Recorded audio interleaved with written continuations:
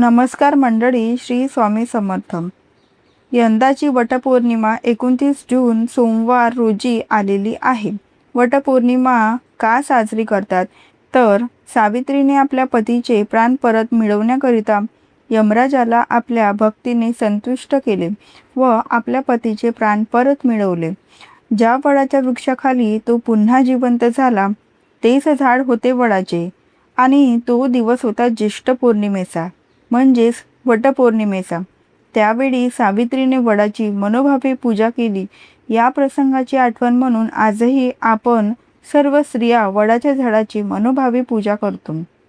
म्हणजेच देवतुल्य असे झाड म्हणून सुद्धा ओळखले वडाचे जाते. वडाच्या झाडांमध्ये प्रत्यक्ष ब्रह्म, विष्णू, महेश तिन्ही देवतांचे स्थान आहे. जेव्हा आपण वटपौर्णिमेला वडाच्या झाडाची पूजा करतो तेव्हा आपल्याला त्रिदेवांचे पूजन केल्याचे पुण्यफळ, सुख, सौभाग्य प्राप्त होते. ब्रह्मा, विष्णू, महेश तीन देवता आपल्याला भरभरून आशीर्वाद देतात. म्हणून प्रत्येक सवाशीण स्त्रीने वडाच्या झाडाची ज्येष्ठ पौर्णिमेला मनोभावे पूजा करावी. तसेच या वर्षीची वटपौर्णिमा 2026 तारीख ज्येष्ठ पौर्णिमा तिथी प्रारंभ 28 जून 2026 रविवार सकाळी 8:35 ज्येष्ठ पौर्णिमा तिथी समाप्त 29 जून 2026 सोमवार सकाळी 8:48 होणार.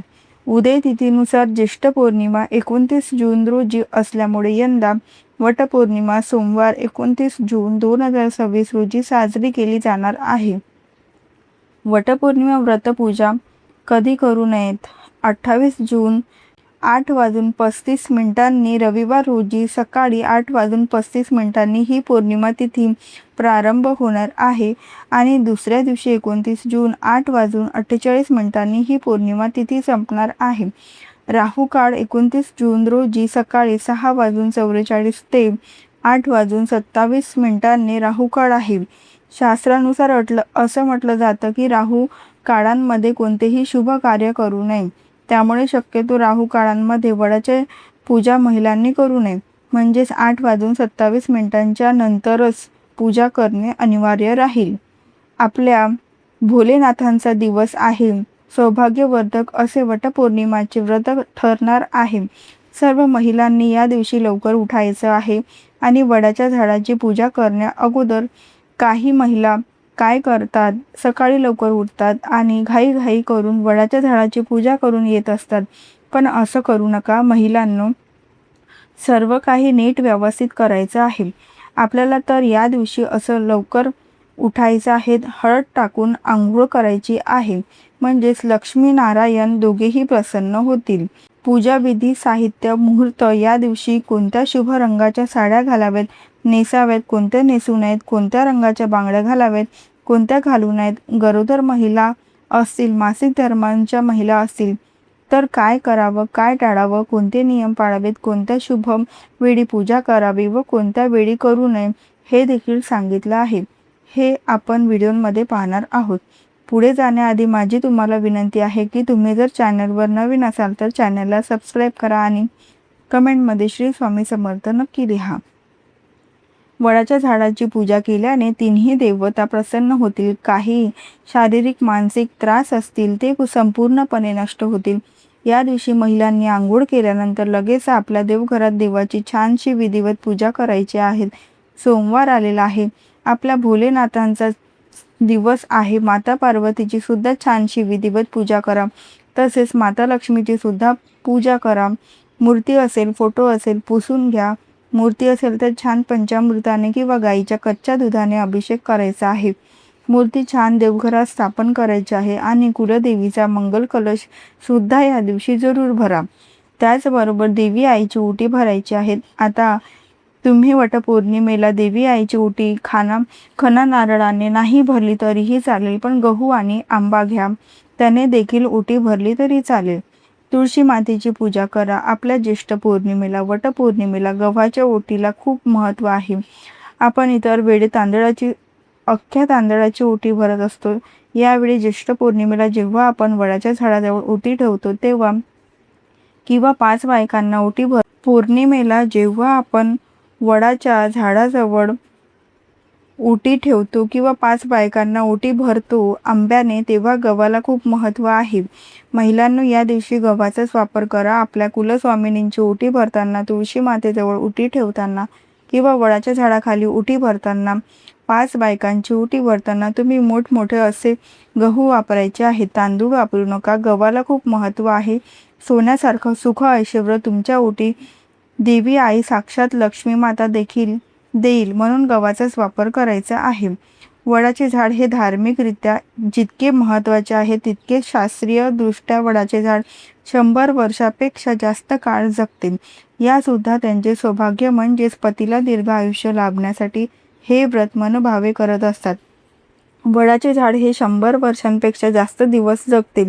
त्याचप्रमाणे पतीला सुद्धा असेच दीर्घ आयुष्य लाभावे अशी प्रत्येक महिलांची ईश्वरांच्या चरणी प्रार्थना असते आणि जन्मोजन्मी हाच पती भेटावा यासाठी महिला मनोभावे वटपौर्णिमेचे व्रत करतात. वटपौर्णिमा पूजा पद्धत. वटपौर्णिमेच्या दिवशी विवाहित स्त्रियांनी स्नान करून 16 शृंगार परिधान करावे. व्रताचे संकल्प करून पिवळ्या रंगाचे कपडे परिधान करा. वडाच्या झाडाला पूजण्यासाठी ताटात फुले, अक्षदा, दिवा, अगरबत्ती, मिठाई, साखर, पुरणपोळी, ओटी भरण्यासाठी गहू, आंबा, एखादा ब्लाऊज पीस, यथाशक्ती गोड काहीतरी असावे.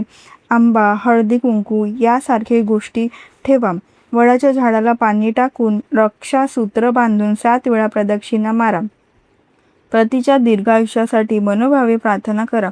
विवाहित स्त्रियांना सौभाग्याचे लेणे देऊन त्यांचा आशीर्वाद घ्यावा. यामुळे आपल्या सौभाग्यात वाढ होते आणि आपल्याला त्यांचे शुभाशीर्वाद मिळतात.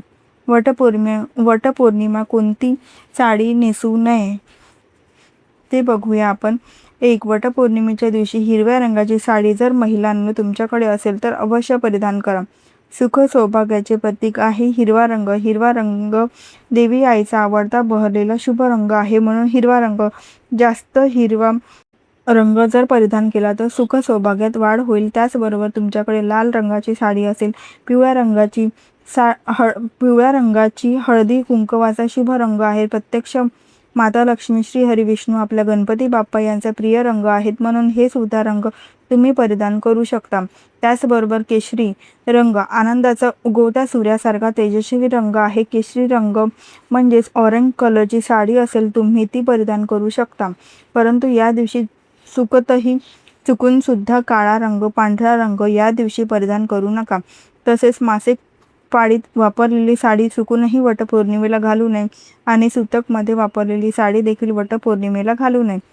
किंवा तुमच्याकडे लाल रंगाच्या साडीवर काळ्या रंगाच्या छटा आहे तर अशी साडी देखील सुद्धा तुम्ही वटपौर्णिमेला परिधान करू नका.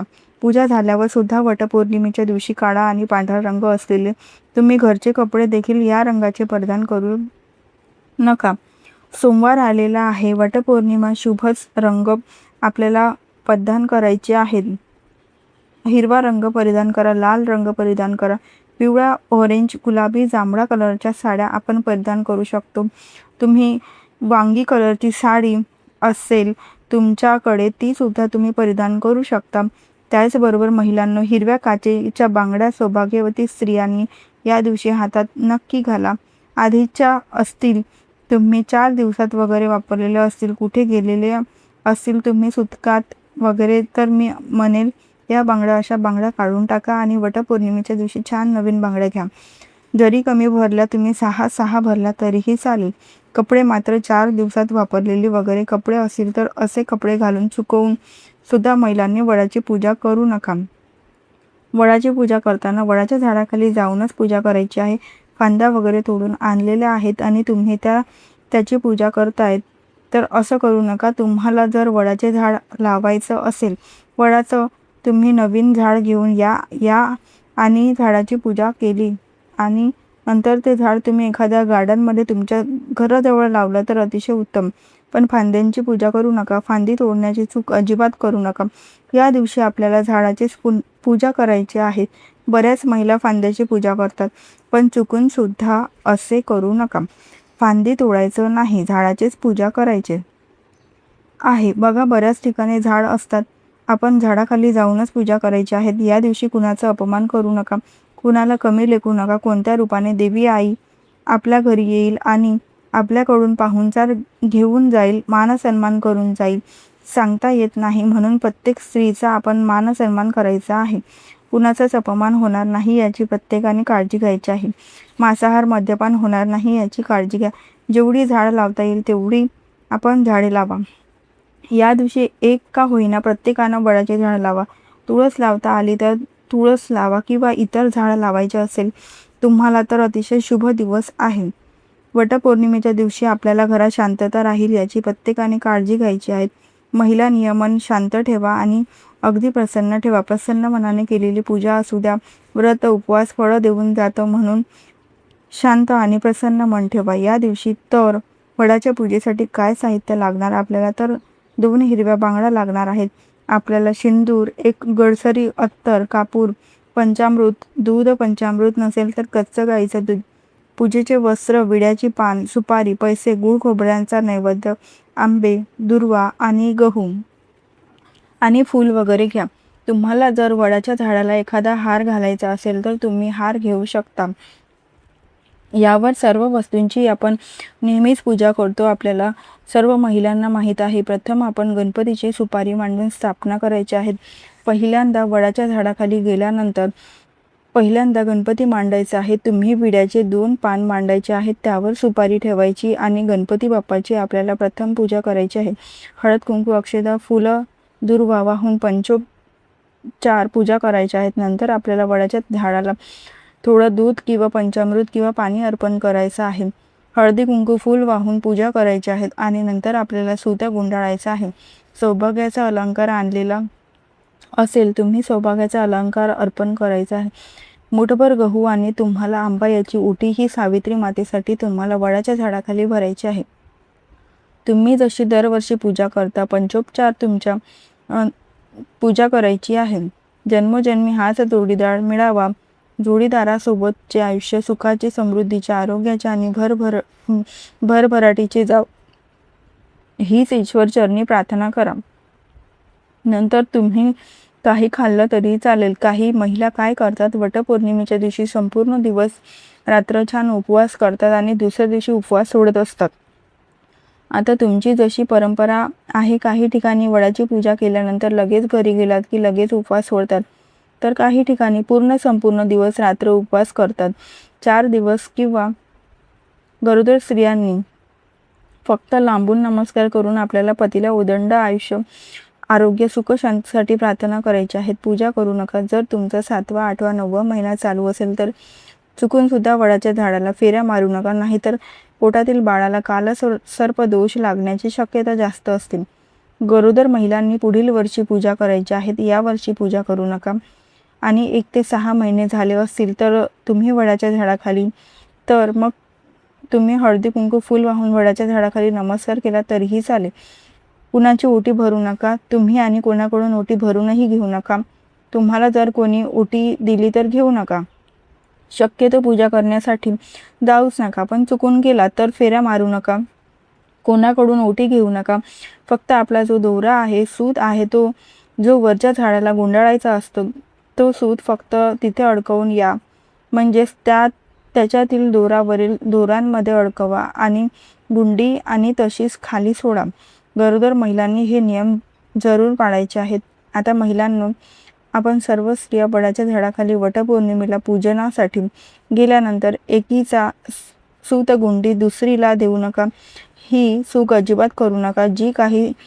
जे मी काही ठिकाणी बघितले, 7 फेरे मारून घेता, सुई तोडून घेता आणि दुसरीला देऊन देतात, तर अशी चूक अजिबात करू नका. वडाला 7 फेरे मारताना 7 वेळा धागा गुंडाळून उरलेला धागा सूतगुंडी तिथेच खोचून द्या की तोडण्याची कापायची चूक करू नका. वडाची पूजा करताना बरोबर स्वतःचा धागा घेऊनच झाडाखाली जा. आधी आपलं पूजेचे ताट तयार करायचं. सगळ्या वस्तू आहे का नाही काळजीपूर्वक बघा आणि त्यात खास करून स्वतःची गुंडी असायलाच हवी. बघा, अगदी सख्या बहिणी जरी असाल तुम्ही तरी एकमेकींनी स्वतःची गुंडी देऊ नका एकमेकींना. तर या काही गोष्टी आहेत त्या वटपौर्णिमेच्या दिवशी सर्वांनी पाळायच्या आहेत. हा माहितीपूर्ण व्हिडिओ तुम्हाला आवडला असेल तर व्हिडिओला लाईक करून जास्तीत जास्त महिलांना शेअर करा. जेणेकरून त्यांना हा व्हिडिओ उपयुक्त ठरेल. तसेच हा व्हिडिओ शेवटपर्यंत पाहिल्याबद्दल मनापासून आभारी आहे. धन्यवाद. श्री स्वामी समर्थ. जय जय स्वामी समर्थ.